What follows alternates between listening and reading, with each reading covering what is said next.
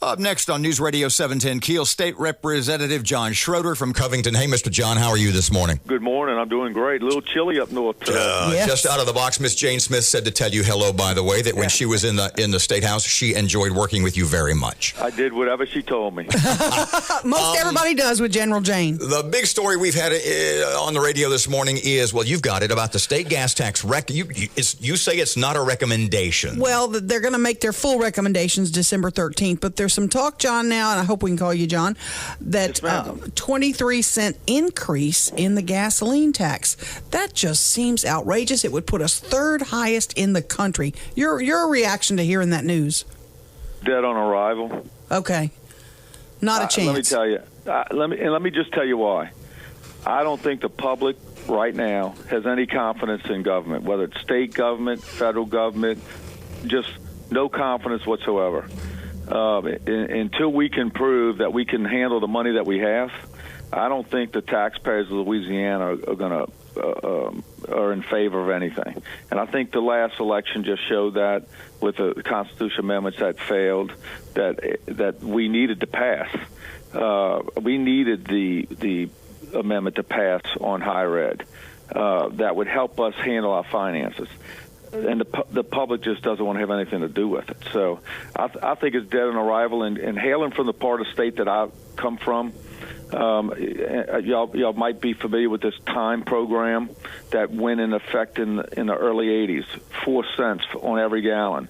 And the folks around St. Tammany, Tangipahoa Hope Parish, Washington Parish have been paying this tax since the early 80s, and not one penny of it has been spent on the project that it was supposed to be spent on, which was a highway connecting Washington Parish to I-12.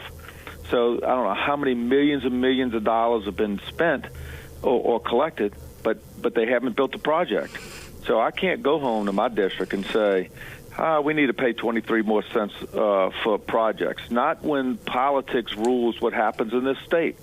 Until we can get politics out of doing what's best and for the state, I'm not going to support it. Well, Mr. John, if this transportation task force commissioned by the governor comes back with one of their ideas as a 20-plus cent gallon gas tax, does that just, and the fact that the governor would commission these guys, I mean, he assigned them for a specific reason, the particular members. Does this tell you that the governor is just deaf to the mood of the state?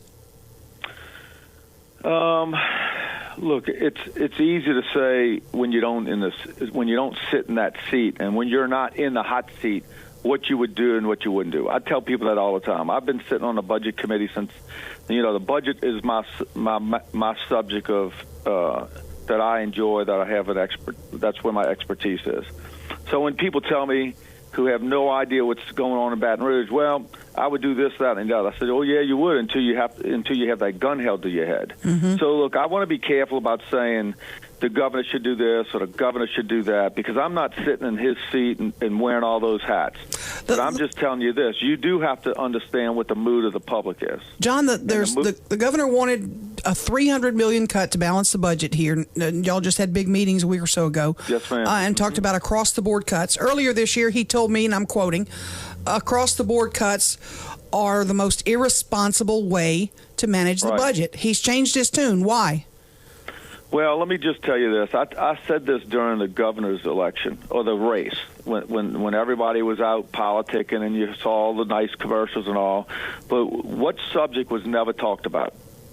That's a question for y'all. What was never, ever talked about during the campaign? Taxes. Yeah. They never talked about raising taxes. They never said how they were going to fix anything. Because I'm telling y'all, the whole hardcore cold reality is we're not fixing our budget problems in this state because of the way all the money is tied up and you can't get to it without raising taxes. But they couldn't say that during the campaign.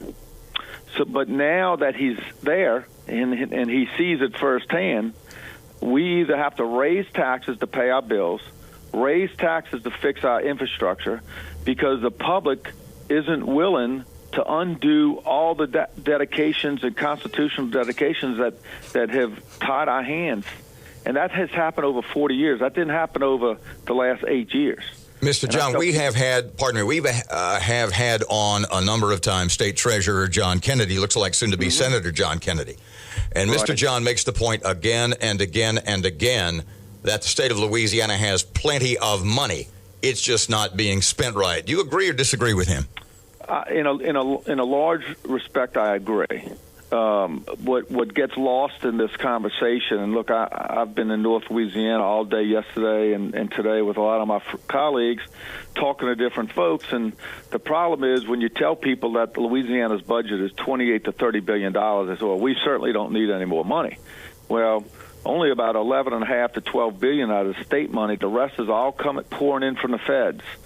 So we can't redirect that federal money. Yes, you can redirect, what contract might go to higher ed to do something, or you can move it from one place to the other possibly, but you can't cut federal money or take federal money for one program and use it on something else. We have no flexibility there whatsoever. What we have flexibility over is the $12 billion that's state money. Well, when you look at that budget, only about 20% of it is not dedicated to something. So you have very little flexibility. Now, does that mean because we don't have flexibility that we ought to raise more money? Nope. I'm not saying that at all. I have filed bill after bill to undedicate money, and I don't mind telling you this. I said this up in Bossier yesterday. I filed a bill last year to undedicate all our money. It was about $5 billion.